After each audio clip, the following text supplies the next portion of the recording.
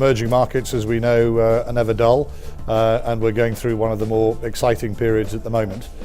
Having seen significant outperformance for the first 6 or 7 months of this year, we then saw a significant sell-off driven by fears of a slowdown in China, driven by the end of the bond buying program from the Fed, and obviously all the horrible geopolitical risks we're seeing in the world at the moment.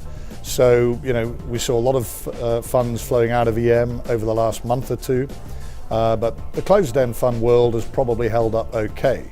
I mean, one of the big advantages of the closed-end fund vehicle for asset classes like emerging markets is that it allows you to get exposure to less liquid areas of the market without being a forced seller when you have redemptions, because clearly in a closed-end fund with permanent capital, there are no redemptions. Well, I think we've seen quite a significant correction in emerging market debt, and you're picking up yields of around 5 to 6%, depending on where you look at emerging market debt, and relative to the microscopic yields you're seeing in developed market bonds, that yield premium looks attractive. Clearly, you need to be with a manager who can differentiate the good stories from the bad stories. At Aberdeen, I think we've been very successful at doing that. Emerging markets are used to crises, as I said before, and we've seen a lot of crises, whether it's the tequila crisis in '94, the Asian crisis in '97, the Russian default in '98, all of which had big ripple effects on the equity markets within emerging markets. Again, my view, and never mind my view, the Aberdeen view, is that we very much look for high quality companies to invest in that are financially strong enough to survive the buffering that one occasionally gets when you see corrections in emerging markets.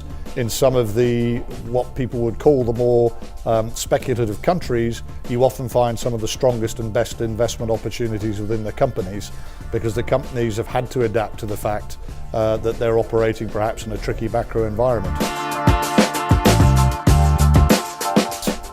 We at Aberdeen will always take the longer term view. I talked earlier on today about how emerging markets were going to grow from about 25% of the global economy in 2011 to just under 50% of the global economy in 2050.